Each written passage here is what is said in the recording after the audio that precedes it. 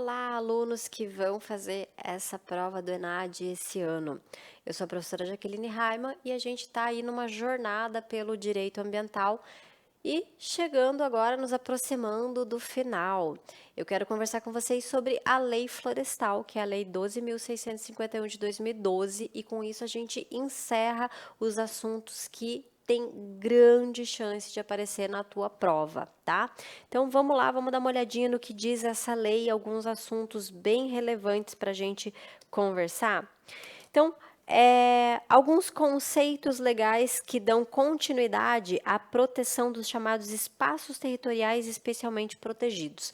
Então, quando a gente conversou sobre Constituição e quando a gente conversou sobre unidade de conservação, eu falei para vocês sobre espaços territoriais especialmente protegidos. As unidades de conservação são um desses espaços, mas as áreas de proteção ambiental e as reservas legais que a gente vai ver na aula de hoje, porque estão dentro de lei florestal, também são espaços territoriais especialmente protegidos, previstos na Constituição. Vamos começar com as áreas de preservação permanente, APPs. Primeira coisa, muito cuidado, mas muito cuidado mesmo, porque quando a gente teve a aula de unidade de conservação, e até a questão que eu coloquei ali para vocês analisarem, né, que já caiu numa prova, falava de APA, APA, Área de Proteção Ambiental, que é uma unidade de conservação. O que muita banca costuma fazer de sacanagem, te confundir com APP, só porque a sigla se parece. APP é a Área de Preservação Permanente, APA é a Área de Proteção Ambiental. Ele troca as duas coisas e fala para você que APP é uma unidade de conservação. Não é. APA é unidade de conservação, APP é outra coisa que eu já vou te contar, tá? As APPs, elas se aplicam tanto em ambiente rural quanto urbano. Então, mesmo quando a gente mora na cidade, quando a gente está num ambiente totalmente urbano, se passa um rio do lado da nossa casa, a gente precisa se preocupar com a APP. Tá? A área de preservação permanente se aplica tanto em ambiente rural quanto ambiente urbano, tanto em propriedades de domínio público quanto de domínio particular, seja uma propriedade privada, seja uma propriedade do poder público, se tiver a incidência de algum atributo de APP, vai ter que deixar. Com ou sem vegetação nativa, porque a gente está falando da área. Tá? Então, vem comigo rapidinho aqui, ó. Deixa eu fazer um desenho para vocês, depois a gente vai utilizar ele mesmo. Então, vamos só pensar assim, ó. A gente tem uma propriedade aqui, a gente tem uma propriedade. Na nossa propriedade tem uma nascente e dessa nascente começa um rio, tá? Um córrego e daí se transforma num rio e sai da nossa propriedade. APP é aquela vegetação que a gente precisa deixar nas duas laterais, tá? Nas duas bordas.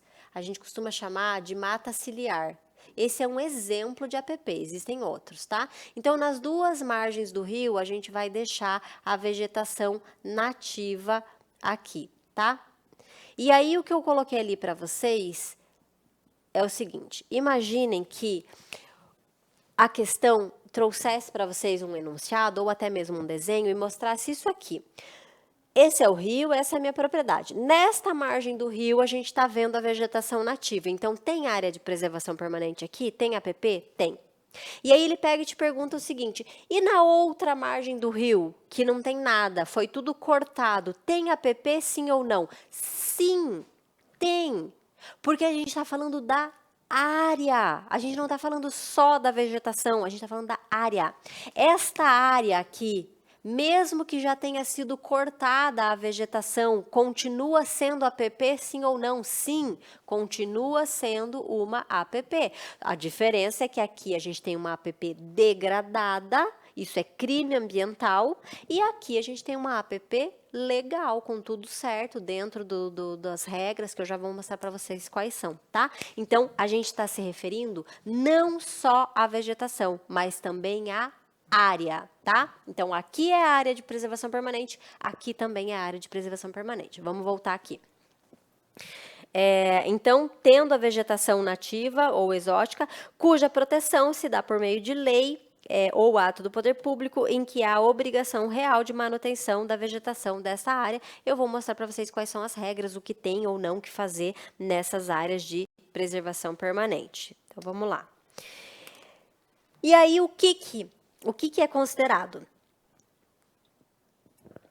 Perdão, vamos lá. O que é considerado como área de preservação permanente? O primeiro exemplo eu já dei para vocês ali, que são as matas ciliares. Então, lá, matas ciliares. As faixas marginais de qualquer curso d'água natural, desde a borda da calha até o leito regular, em largura mínima de. Qual é a largura? Se o meu rio de uma margem a outra tiver até 10 metros, eu tenho que deixar 30 de cada lado. Então, se o meu rio, ele é pequenininho, ele é um córrego, ele é estreitinho, ele tem até 10 metros de largura entre uma margem e outra, eu tenho que deixar 30 metros de APP de cada lado. E isso só vai aumentando.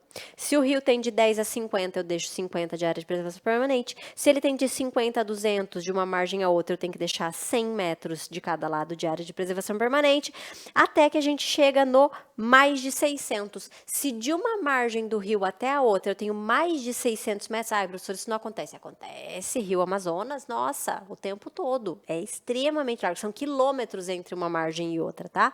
Então, se de uma margem a outra do rio a gente tem mais de 600 metros de distância, em cada lado do rio eu tenho que deixar no mínimo 500 metros de área de preservação permanente. Mas não é só isso. O que mais é considerado área de preservação permanente? Nascentes, e ali no nosso desenho a gente fez uma nascente, então no entorno da minha nascente, pelo menos eu teria que ter deixado um raio de 50 metros como sendo APP. Nascentes e olhos d'água, um raio de pelo menos 50 metros. O que mais que é APP? Lagos e lagoas naturais, em uma área, no entorno de um lago ou de uma lagoa natural, a gente tem que deixar. Se for uma área rural e o corpo d'água que se formou, esse lago, tem mais de 20 hectares de superfície, eu vou deixar 100 metros de APP em volta. Se for ainda uma área rural, mas que esse lago tenha menos de 10 hectares, eu deixo 50 metros de raio. Se for na área urbana, sempre vai ser 30 metros em volta de lagos e lagoas, tem que deixar como sendo área de preservação permanente. Ainda, se a gente vai falando de barragens de represas artificiais, aí a gente, para dizer quanto de área de preservação permanente vai deixar, isso vai estar no processo de licenciamento ambiental, dizendo para a gente quanto a gente deixa de área de preservação permanente. Encostas ou parte dessas com declividade superior a 45 graus. Se a gente vai falando de uma montanha muito inclinada, tá? 45 graus é uma inclinação bem grandinha. Se a gente está falando de uma montanha com uma inclinação mais acentuada, toda ela, né, fica sendo como área de preservação permanente. Por quê? Vocês já prestaram atenção que chega janeiro, geralmente é janeiro, dezembro, janeiro, fevereiro, essa época mais chuvosa, a gente vê muitos casos de deslizamentos, né? Rio de Janeiro, Santa Catarina, outros estados também, mas, né, com bastante frequência a gente vê Rio de Janeiro e Santa Catarina isso acontecendo. Por quê? Porque construíram nas encostas, porque retiraram a área de preservação permanente. Para que serve essa vegetação? É só porque a lei é chata e manda a gente deixar? Não, é porque tem uma função ecológica. Por que a gente deixa a mata ciliar, essa área de preservação permanente na beira dos rios? Para preservar os rios, para preservar a água, para preservar a vida marinha, para evitar o que a gente chama de assoreamento, que é o quê? Que é a terra caindo para dentro do rio. Isso vai matando o rio. As encostas com declividade superior a 45 graus, a ideia é a mesma. Enquanto as árvores estão ali nessa montanha, pode chover o que for, dificilmente vai vir abaixo. A hora que você tira e deixa o morro pelado, a primeira chuva traz tudo abaixo, tá? Restinga, o que é restinga? Sabe quando você tá na praia, aí você tá andando no calçadão e decide que você vai para a faixa de areia. Aí não tem uma vegetaçãozinha assim que vai enroscando nos pés, nas cadeiras da gente fala assim, ai, prefeitura que nem corta esse mato. Não é mato. Aquilo é restinga. Por que a prefeitura não corta? Porque não pode, é crime ambiental tirar a área de preservação permanente. Para que serve aquela vegetação ali? Para fixar a areia. Se você tirar ela dali, o primeiro vento que der, a areia vai toda para dentro das casas, tá? Os manguezais, toda a parte de manguezal é considerado também área de preservação permanente. Por quê? Porque os manguezais são considerados berçário da vida marinha. É onde muitas espécies marinhas se reproduzem, nos manguezais, então não pode tirar. Bordas de tabuleiros ou chapadas, sabe aquelas áreas totalmente planas e que do nada cai como se fosse um cânion? Isto é um tabuleiro ou uma chapada. Tem que deixar uma faixa de preservação permanente na borda também. Para quê? Para evitar desmoronamento, evitar que caia.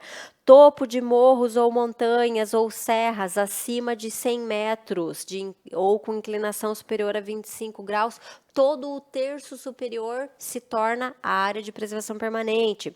Altitude superior a 1.800 metros, qualquer montanha com altitude passou de 1.800 metros, ali para cima, tudo área de preservação permanente.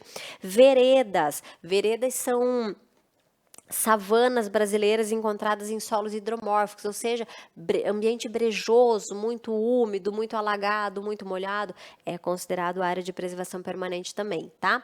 Por que eu passei rápido por isso? Porque, gente, as bancas gostam de cobrar mata ciliar, tá? Se você tiver que decorar alguma dessas áreas de preservação permanente, vai em mata ciliar. Tá? É o que mais é cobrado. Dificilmente, eu nunca vi uma questão cobrando área de preservação permanente de restinga, de manguezal, de topo de morro. Não, eles gostam de falar de mata ciliar, tá? Então, saiba que todo rio, todo curso d'água, as duas margens tem que deixar APP.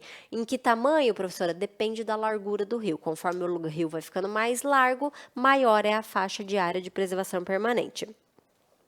Qual é a obrigação dos proprietários ou possuidores ou ocupantes, seja pessoa física ou jurídica, de direito público ou privado? Eles têm obrigação de, se a área de preservação permanente já existe, está lá, está preservada, a obrigação é manter, não interferir fora das possibilidades legais. Agora, se a área de preservação permanente não está lá, já foi retirada, a obrigação é recompor. Professora, não fui eu que cortei. Quando eu herdei essa propriedade do meu avô, já veio desse jeito. Recomponha, tá? Refaça a área de preservação permanente que estava lá. Por quê? Porque se o Ministério Público descobre, ele vai cobrar de você? Ele vai cobrar de você. Lembram que o direito do Ministério Público a abrir uma ação civil pública é imprescritível? Não importa se não foi você que fez e quantos anos faz que o seu avô fez, você tem que refazer se agora a propriedade é tua, tá? É uma obrigação propter rem, própria da coisa, acompanha o bem por onde ele transitar, tá? Por quantas pessoas forem. As obrigações possuem natureza real, ou seja, é vinculada à propriedade particular e é transmissível a novos proprietários, propter rem. Acabei de falar isso. Não importa se você vendeu para outra pessoa, se não importa. Quem estiver como o dono ou como possuidor daquele imóvel tem a obrigação de preservar, de cuidar da APP ou recompor se ela não estiver lá. Há exceções ao regime de não intervenção na APP, de não poder fazer nada? Sim, existem algumas exceções. Estão previstas nos artigos 8º e 9º da Lei Florestal e se restringem a utilização pública, interesse social ou atividades de baixo impacto ou então para obtenção de água por pessoas ou animais. Quais são as únicas possibilidades de intervenção em área de preservação permanente? Utilidade pública, interesse social, captação de água. Se a única fonte de água dentro da propriedade é aquele rio e o teu gado vai morrer se ele não puder chegar até lá para beber água, deixa ele pisotear a área de preservação permanente. Agora, se tiver outra forma, se você consegue bombear a água para levar até ele, não deixe ele entrar a pisotear a tua área de preservação permanente. Cerque tudo, porque senão você vai responder pelo que ele fez, tá? Então, para obtenção de água, seja para pessoas, seja para animais, é possível. Ou atividades de baixo impacto. O que é considerado uma atividade de baixo impacto? Uma trilha. Pode, dentro de uma APP? Pode. Coleta de produtos não madeireiros. Posso entrar lá para coletar cipó, coletar pinhão, coletar castanha? Posso, tá? Atividades de baixo impacto, tá ok. E agora, reserva legal. Então, eu falei para vocês o que é a APP, e agora eu vou falar, área de preservação permanente, e agora eu vou falar para vocês o que é reserva legal.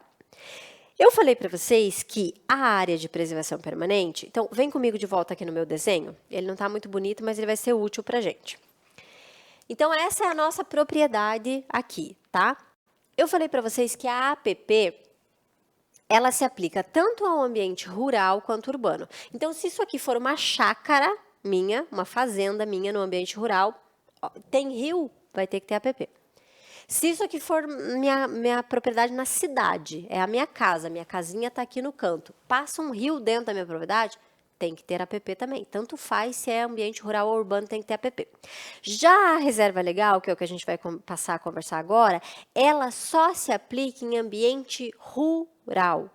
Dentro da cidade, ninguém precisa se preocupar com a reserva legal. Agora, nas propriedades rurais, sim. Então, se isso aqui for uma fazenda minha, numa propriedade rural, além da APP que eu tive que deixar porque tem o rio, eu também tenho que deixar reserva legal.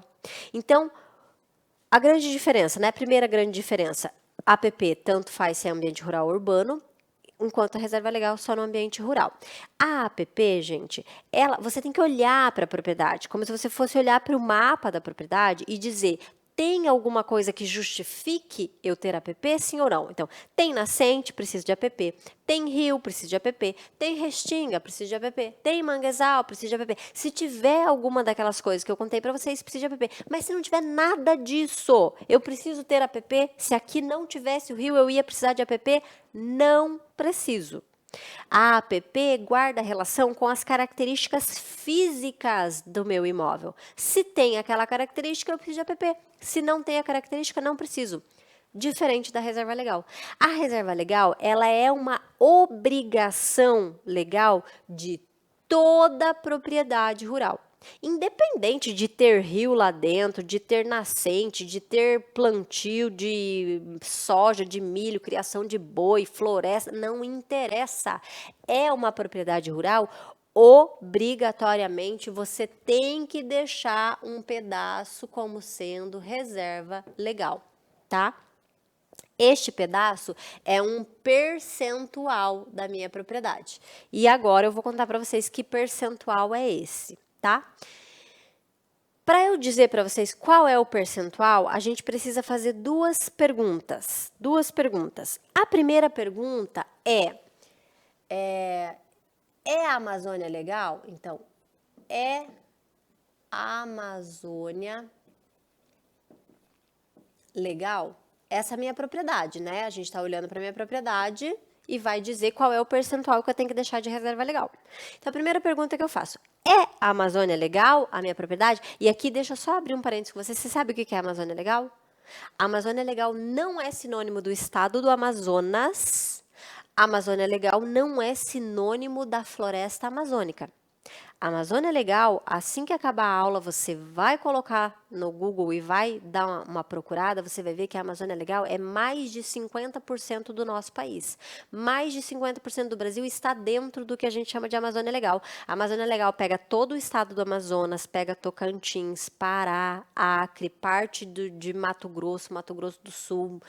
É muito grande, é uma extensão realmente muito grande. Então, dá uma olhada depois para você não se confundir. Não é sinônimo de estado do Amazonas e não é sinônimo de floresta amazônica. Então, é a Amazônia legal? E veja, você não precisa saber disso aqui, porque é muito difícil.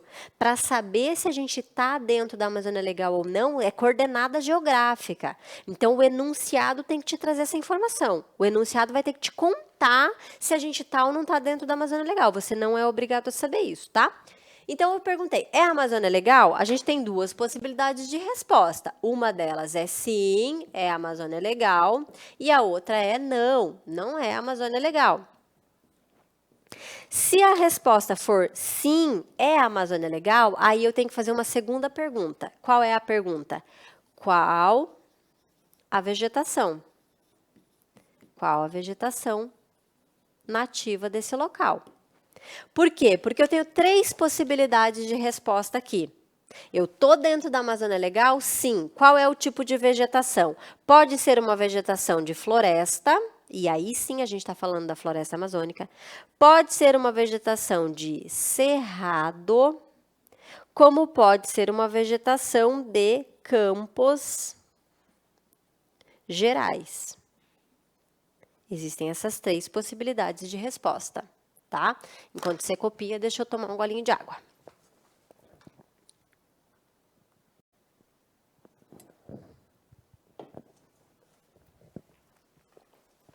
Agora sim, eu tenho condições de dizer qual é o percentual.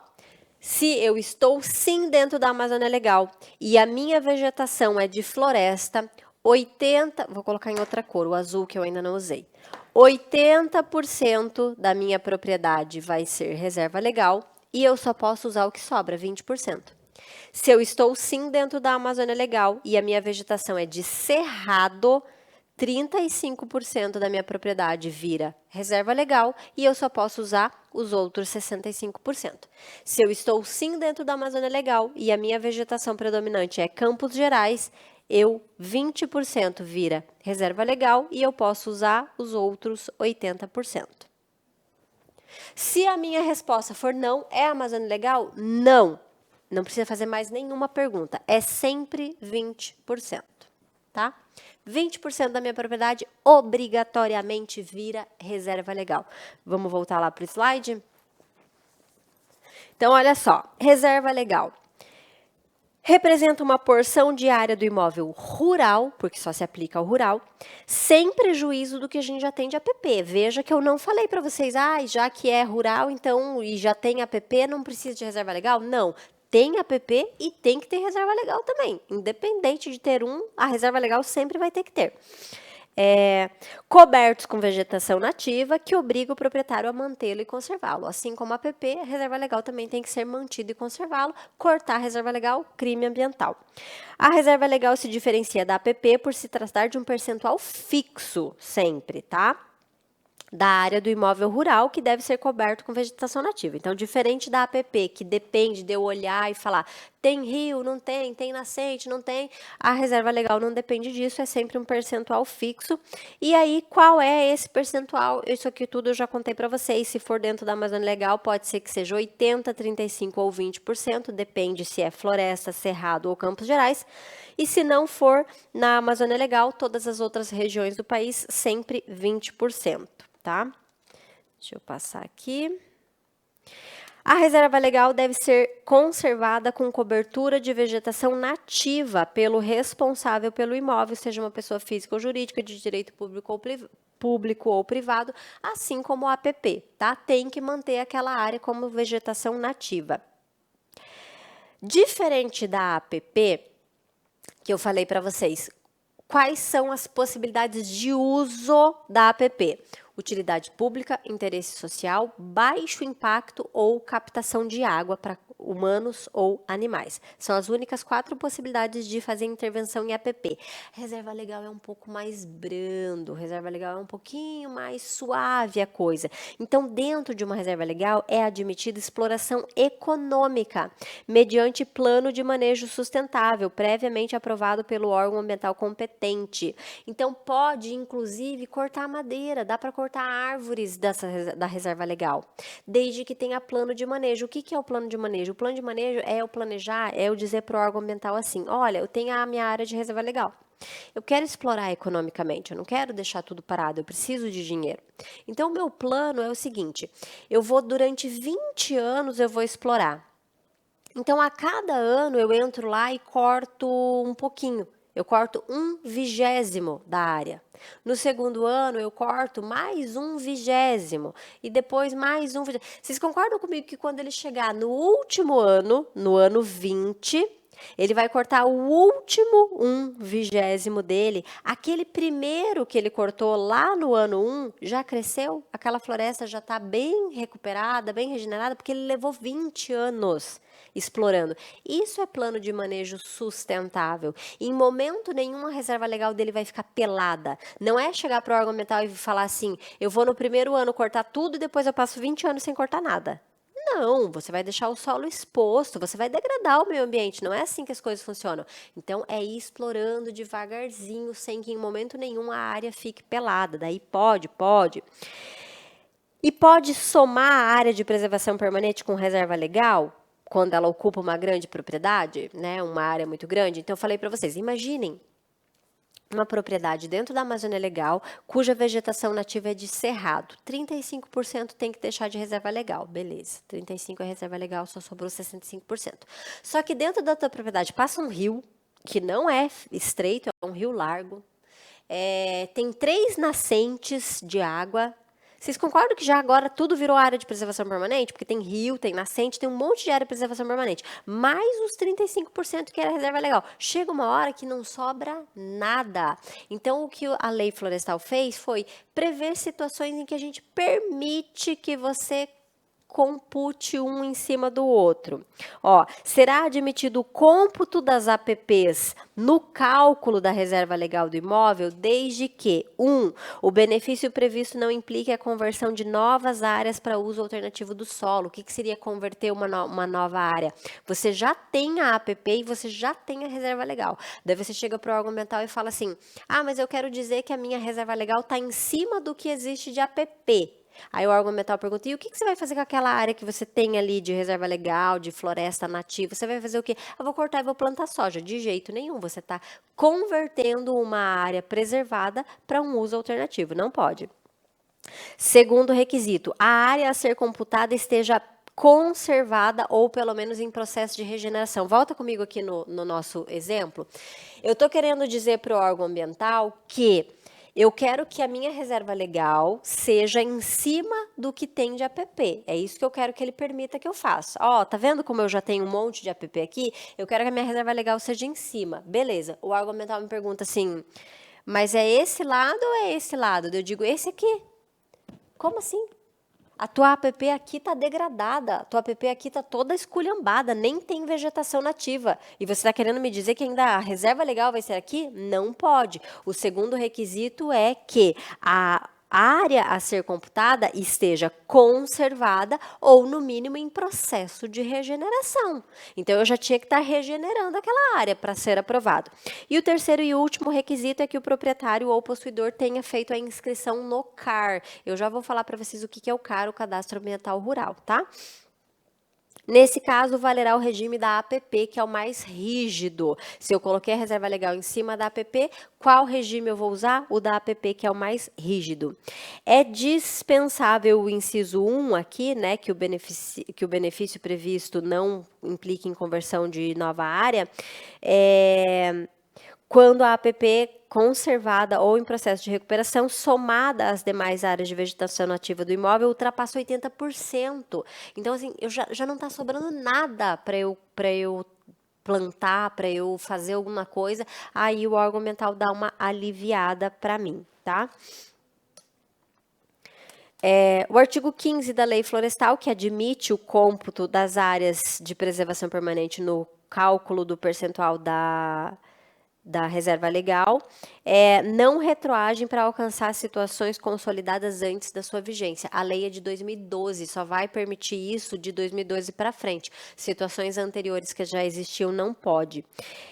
Pode a reserva legal em regime de condomínio ou coletiva de propriedades rurais. O que é permitido? Eu tenho que deixar 20%, meu vizinho tem que deixar 20%, o outro 20%, cada um de nós tem que deixar 20%.